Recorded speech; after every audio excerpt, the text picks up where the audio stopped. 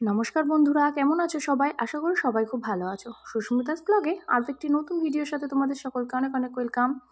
তো আমি বাড়িতে যেভাবে ধোসা তৈরি করি সেই রেসিপিটাই তোমাদেরকে শেয়ার করবো, মানে বাড়িতে যেভাবে ধোসা তৈরি করি। তো তার জন্য এখানে দেখো সমস্ত রকমের সবজিগুলো কুচো কুচো করে কেটে রেখেছি। এখানে গাজর, বিনস, মটরশুঁটি, পেঁয়াজ আর কাঁচা লঙ্কা আর ধনেপাতা আছে, আর আলুগুলো আমি সিদ্ধ করতে বসিয়ে দিয়েছি।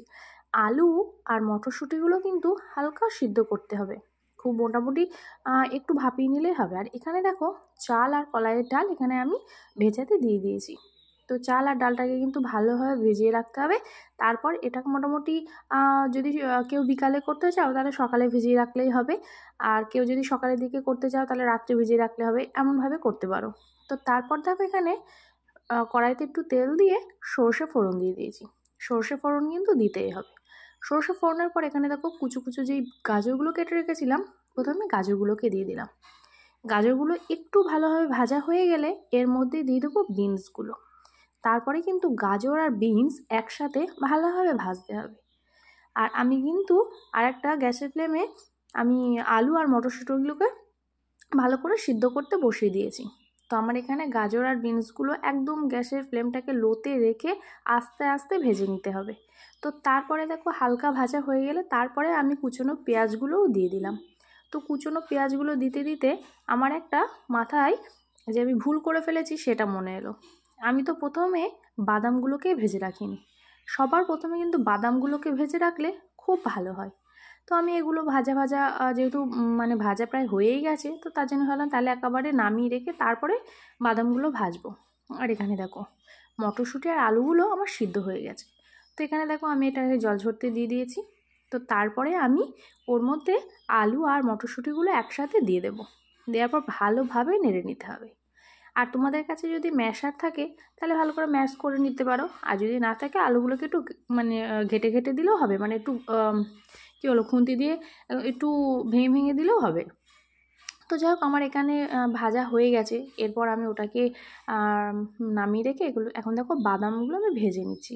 এটাতে যেহেতু কোনো মশলা ইউজ করবো না, তার জন্য দেখো সামান্য পরিমাণে তেল দিয়েছি, কারণ তেল বেশি হয়ে গেলে পারে খেতেও ভালো হবে না, আর বেশি তো তেল খাওয়া ভালোও না। তো এখানে দেখো আমি নামিয়ে রেখেছিলাম, রেখে আমি বাদামগুলো অলরেডি ভাজতে শুরু করে দিয়েছি।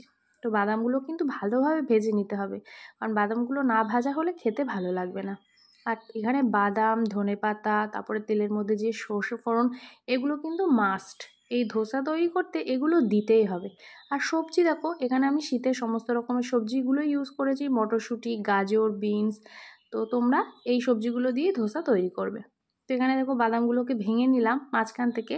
বাদামগুলোকে এভাবে ভেঙে নিয়ে তোমরা ধোসাটা তৈরি করবে। তো বাদামগুলো আমার আরেকটু হলেই ভাজা হয়ে যাবে। তো বাদামগুলো ভাজা হয়ে গেলে বাদামের মধ্যেই আমি যেই সবজিগুলো ভেজে রেখেছিলাম, যে মটরশুঁটি, গাজর, বিনস, আলু, ওগুলো দিয়ে দিলাম। তো দিয়ে দেখো কন্টিনিউ কিন্তু নাড়তে হবে, ভালোভাবে ভাজতে হবে। তো দেখো এখানে আমি আলুগুলোকেও একটু খুন্তি দিয়ে একটু ভেঙে ভেঙে দিয়েছি, যাতে একটু মাখো মাখো হয়। তো এইভাবে কিন্তু ধোসার তরকারিটা করে। তো আমি এখানে কোনো চাটনি ইউজ করিনি, মানে চাটনি করতেও পারে না, করিও নি। তো আরেকটা যেটা মাস্ট, ধনেপাতা। দেখো আমি সবার লাস্টে কিন্তু ধনেপাতাটাও দিয়ে দিলাম। তো এখানে আমার দেখো তরকারিটা রেডি। তো আমি এটাকে গ্যাসের ফ্লেমটাকে অফ করে দিলাম। তারপরে এখানে দেখো যে ব্যাটারটা তৈরি করে রেখেছিলাম চাল আর কলাইয়ের ডালে, সেটা আমি তৈরি করে নিয়েছি। তো এখানে আমি তোমাদেরকে দেখালাম যে ব্যাটারটা ঠিক এরকম হবে, খুব পাতলাও না খুব ঘনও না। তো যারা দোকানে ধোসা তৈরি করে তারা তো খুব সুন্দর করে, কিন্তু তাদের মতো তা তৈরি করা সম্ভব না। তো বাড়িতে আমরা যেমনভাবে করি, এই যে সরু চাকলি যেটা করি, সেটাই একদম পুরো ননস্টিকের ওভেনে মানে তাওয়াতে দিয়ে দিলাম, এরপর পাতলা করে নিলাম। এরপরে দেখো যে তরকারিটা করে রেখেছিলাম সেই তরকারিটা এর মধ্যে দিয়ে দিলাম। তো এইভাবে তোমরা ধোসা তৈরি করে নেবে। এরপরে দেখো যেভাবে আর কি পাটিসাপটা বা ধোসা যেভাবে উল্টিয়ে করে ওরকমভাবে করলাম। তো এইভাবে তোমরা চাইলে করতে পারো, খেতে কিন্তু খুবই সুন্দর হয়। একদিন ট্রাই করে দেখো, খুব ভালো লাগবে।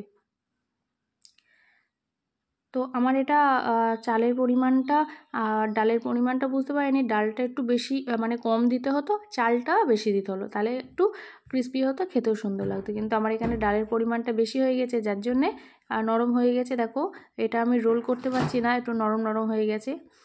তো আমার এখানে রেডি।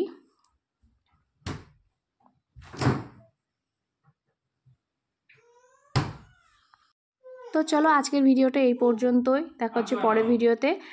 তো কার কার এই রেসিপিটা ভালো লেগেছে অবশ্যই কমেন্টে জানিও, আর তোমরাও এইভাবে তৈরি করো, দেখো অবশ্যই ভালো লাগবে।